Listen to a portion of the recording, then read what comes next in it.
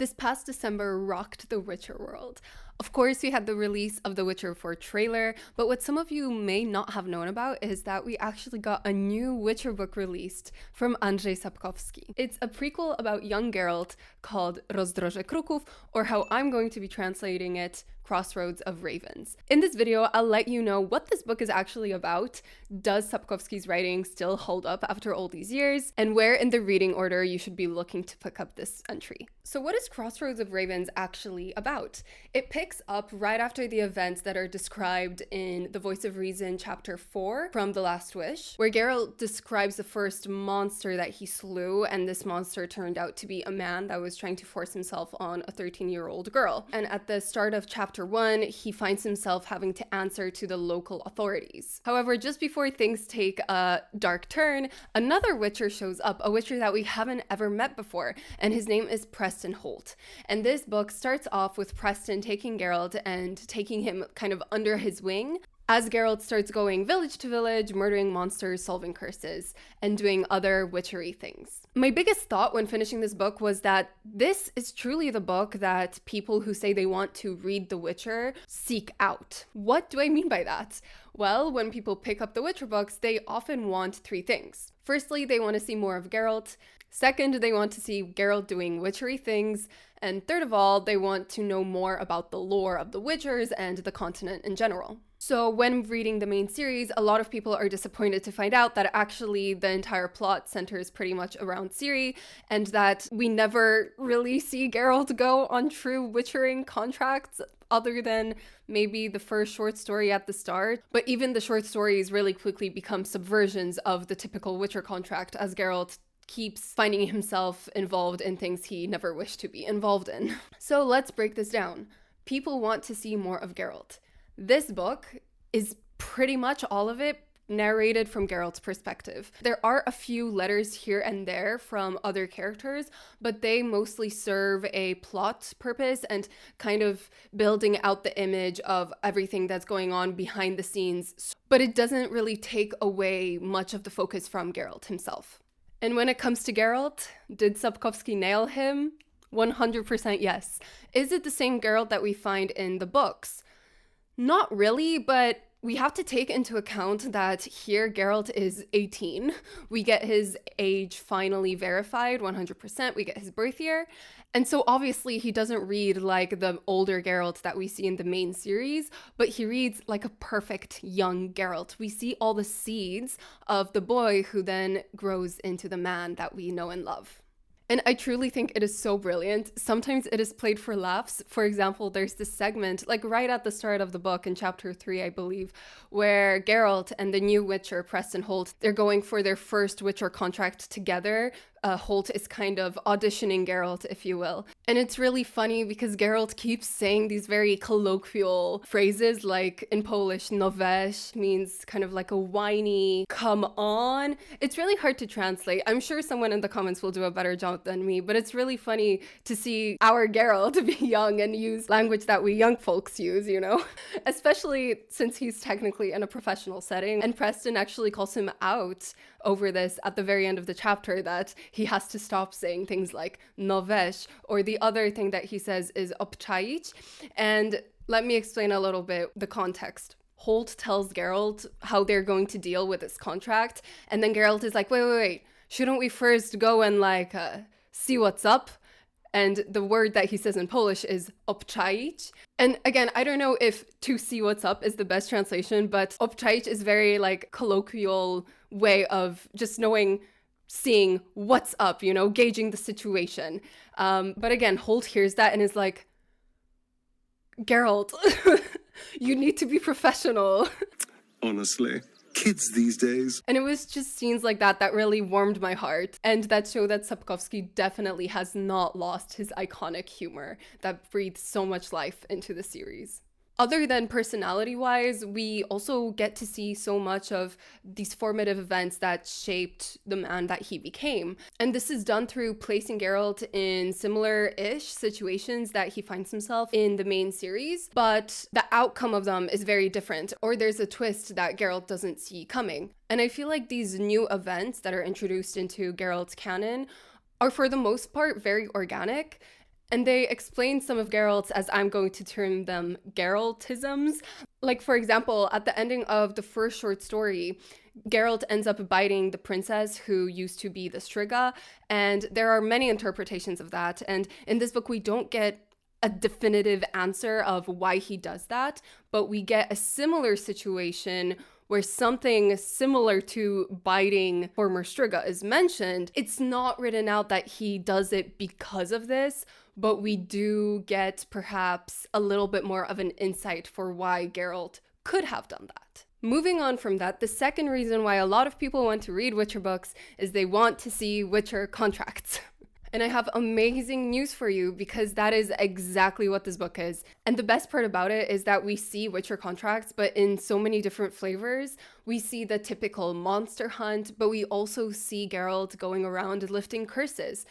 And something that I really appreciated was that Sapkowski builds on this idea that he introduces in the Edge of the World short story, that people make up monsters to seem less monstrous themselves, because there is a segment where Geralt has a few Witcher contracts that aren't actually to do with monsters or curses.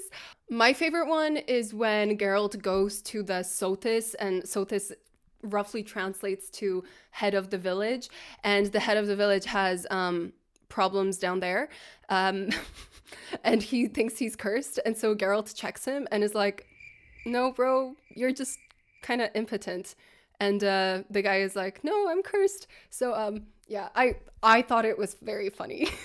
All in all, I think people that like the short stories and also like the side quests and the Witcher contracts in the Witcher games are going to really like this book, because it kind of feels like going with Geralt from quest to quest, or from short story to short story, except all of them are tied together sequentially. There is this subplot throughout the book that ties it all together. That ties into the third point that I think people tend to grab the Witcher books, and that is to learn more about the lore. And we do have some very important events that we heard of in the past, but we never really explored. The main one being the attack on Kaer Morhen, but also Sapkowski dives more into the book called Monstrum, which is a propaganda book against Witchers, written by an anonymous writer.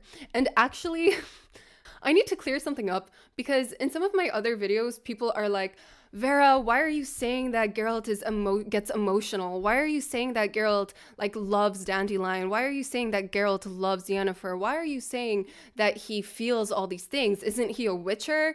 Isn't he supposed to be stoic and unfeeling because the mutations take emotions out of him? Well, if you commented that, congratulations, because you fell for fictional propaganda against Witchers. Because this book, the point of it, is that it's a propaganda machine where it lies that Witchers have emotion and ethics killed out of them. Also, another thing that was cleared up was actually the Striga/vampire connection. In my Witcher summary video, I try to use vampires as kind of an explanation for people who might not know what a Striga is. And I had comments that say that vampires in Slavic mythology or in Polish are upiory. And yes, I know that, but I was trying to explain that Strigas are vampire adjacent. I guess I could have explained it a bit better, but Sapkowski actually clears this point up in this book, because he says that Strigas are a subtype or a subclass of vampirism in the Witcher world. As Crossroads of Ravens dives into Geralt and the Witcher world's history, it makes me think about how world building in fantasy often mirrors the incredible innovations of our own history. And if that's something that you're interested in, then I highly recommend The Ultimate Guide to Rebuilding Civilization, which is the sponsor of today's video. This isn't just any book.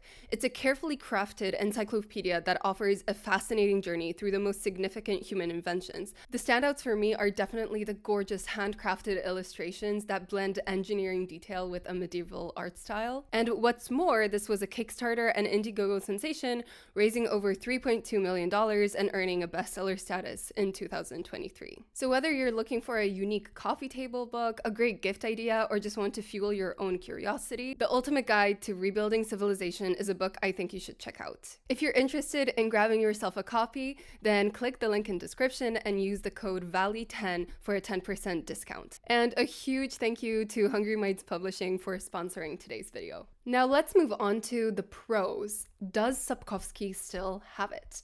And for me, I think the answer is yes. I don't think that it's as witty and as captivating, perhaps, as the main saga and the short stories, but overall, just reading Sapkowski again really feels like home to me. I love his writing so much. The front half of this book is really filled with those Sapkowski witticisms that we have grown to love in the series. They do kind of ease off towards the back half of the book, but I guess that is understandable because the tension really does increase quite a bit. And something that I love is that there are so many little callbacks to the main series. For example, chapter 3 begins with the sentence Jak zwykle pierwsze zwróciły na nich uwagę koty I dzieci. Or how non-Polish speakers would be used to hearing it. As usual, cats and children were the first to notice them. And if that sounds familiar, it's because the third short story, The Lesser Evil, opens up with a very similar sentence. As usual, cats and children were the first to notice him. These callbacks, for the most part, aren't really overbearing. They're just small Easter eggs for fans, because I really think that this book was written for the fans. And yeah, it warmed my heart when I read that. I was like, oh, yes, I'm back. I love it. So yeah, it just made me happy. However, from the pro side, it's not all sunshine and rainbows, because I feel like more so than usual, Sapkowski decided to really flex his language skills and bring in a lot of Latin and French. I'm not sure what those languages were, but I'm pretty sure it's Latin. And the Latin and French, I think, is mostly used in those letters that I mentioned previously that are written between like authority officials and spies and stuff like that. And I think that in the context, you can mostly figure out what they mean. Personally, I kind of knew a good bit of them already because in my Polish classes in school, we had a few lessons learning typical Latin phrases that are still sometimes used today. And so I could get maybe 80% of the ones used in this book. So looking up the ones that I didn't know didn't really affect me as much. But I do know that some people will just find that really annoying. And so I don't know, maybe when the ebook version comes out, there'll be some like function to auto-translate that. Not sure, but that is a downside that I've already seen other reviewers mention. The other thing that I want to mention, and something that really surprised me, was that, Sapkowski is very famous for being annoyed at the notion that some people think that the books are based on the games, which is not true. The books came first. But there are a few things from the games that have made an appearance here, which kind of shocked me. The first one, I believe, was also in Season of Storms, but I haven't read that one, so I don't know. But Witchers here are very explicitly remarked that they have two swords on their back, and that was a game-initiated image. Because before, usually Geralt would have the sword that he was going to use, and then the other one would be stored on Roach or someplace else. So that kind of shocked me, but it still didn't prepare me for another thing, and I'll put a little spoiler warning so you can skip ahead. But the Viper School, maybe it's canonized? I'm not too sure, but Holt, the Witcher that saves Geralt, has a Viper medallion. I was very shocked. Now, there's no mention of a Viper School, and we don't really get an explanation why he has a Viper medallion, especially since we know that Preston Holt was part of the Witcher School at least a long time ago. And or maybe I just missed it, but I don't think I would have, because I was actively looking out for an explanation why he wears a snake head. Again, I'm very hesitant to say that this is canonizing anything from the games, but because we don't have any mention of a Viper School. But the fact that we have a Viper medallion, it's kind of sus, if you asked me. The other thing that I found funny is we now have a lore reason as for why Geralt gets into all those fistfights in the games. Because in one of like the early chapters, we get a segment where Holt goes in huge detail over how to fistfight someone, to knock them out, to them. And as a med student, I was like, why am I reading my lecture slides for like the anatomy of a skull, but in a Witcher book? And you know what? For me, it was actually interesting because I was like, yes, Sapkowski knows what he's talking about. Good job. But I imagine that for some other people, this very extensive segment might be a downside because they don't care to read about the anatomy of a skull. To be honest, I'm very surprised that he just didn't attach like a diagram from Grey's Anatomy in this book, because he might as well have, you know. Since we're already talking about the downsides of this book, I'm just going to go through some of my other ones. Sometimes the callbacks or the explanations for why things are the way they are in the main cycle, sometimes it was just a bit too much for me, because sometimes we just don't need to know where something came from, you know? The specific example that is jumping out at me is why Geralt chooses to have of Rivia attached to his name. Again, it's not explicitly stated why in this book, but it's greatly insinuated that he takes that from another character that we meet here.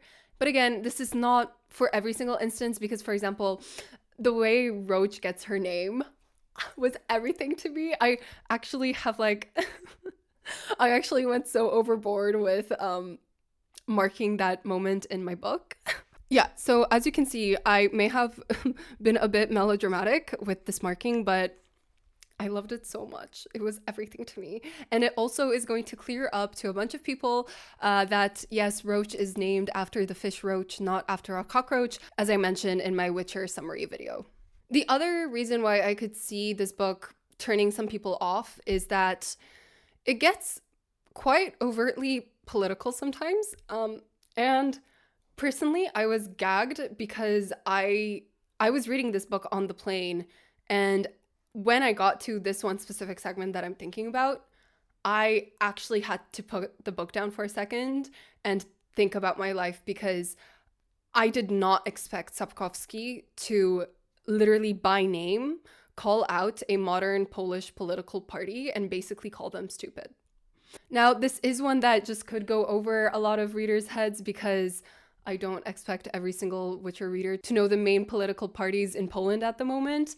But yeah, the Polish readers noticed. Let me explain, because this isn't really like a spoiler thing anyway, and maybe I'm reading too much into it. Just let me know what you think, okay? So in my edition, this is pages 154 to 155. It's a conversation between Holt and Geralt. The context is that Holt is making fun of the notion that he can go to his government, or elders rather, and expect any sort of justice from them. And after this very sarcastic monologue that he goes on, he finishes it off by saying, "Niechaj zatriumfuje prawo I sprawiedliwość." Geralt responds, "Drwisz?" And then Preston says, "No pewnie, że drwię," which translates to "triumph to law and justice." And then Geralt asks him, "You're joking, right?" And then Preston responds, "Of course I'm joking." What is the significance of this?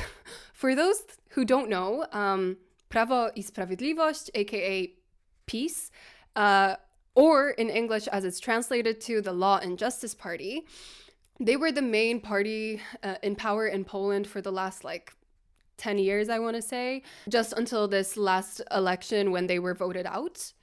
And all I'm going to say is this, right? There's a million ways that Sapkowski could have written this segment critiquing the idea that you go to your government for justice and you don't receive it, other than saying the very specific Prawo I Sprawiedliwość, which is the exact name of the party. And it's after a very, very sarcastic paragraph. And just to dispel any doubts, he makes sure that the reader understands that this segment is not serious by making Geralt ascertain that Holt is making fun of it. Again, maybe I'm reading too much into it. Now, that's not the only example of this book getting very obviously political, but I'll leave the other ones for your own read through, because they are much more obvious than this one, even though this one is, I think, quite obvious to Polish readers. So overall, what did I think of this book? I thought that it was a really solid entry into the Witcher franchise. I really loved coming back to Geralt, seeing him as a young Witcher, seeing him going on all these contracts. Again, sometimes it was a little bit too much for me, like all the over explanations where all these little details that we know about him came from. But overall, I still had a great experience. Thematically, there is a lot in this book when it comes to justice versus retribution. When it comes to some actions that Geralt takes towards the ending of this book, I felt like we were going a bit too far out of what we know Geralt to become later on. But then again, maybe not. So I'm waiting for other people to read this book so that we can discuss those spoiler thoughts a bit more. But yeah, overall, I really enjoyed this book and I rated a 7.5 out of 10. Before we end this video, I know some of you are probably wondering, Vera, where do we read this book? Can we read it before all the books since it's a prequel? And my answer to that is hypothetically you can, but I don't think you should. I watched the video that Strefa Czytacza did on Rozdroże Kruków, and he said that this is a prequel for the fans who know the characters, the lore, and the story, not really an introduction for new readers. And I really do agree with that sentiment. It is a prequel, so it's not like you're going to be spoiled for what happens on in the main cycle of the books. But it is a book written for the fans, and you just will miss so much of what makes this book special because you just won't have the context of what it leads to in the future. So in my opinion, if you want to dive into this book when it becomes available in English or the language in which you will be reading it, the book that I think is mandatory reading before it is The Last Wish. If you have that one done and you're further on in the series, I think it's fine. You can go ahead and read this book. But if you haven't read The Last Wish, I would really highly recommend reading it before this. But yeah, those were all my thoughts on Rozdroże Kruków, or Crossroads of Ravens, as I assume it's going to be translated. Quick note on that, actually. The people saying that it can be translated as the Ravens Crossing or the Crows Crossing, that's a lie. It cannot be crossing. It has to be Crossroads. So anyway, that's all from me. If you want more Witcher videos, then I have a Witcher playlist, and feel free to follow me on Instagram or Goodreads or Letterboxd, which are all linked down below. And I'll see you all in the next one. Bye-bye!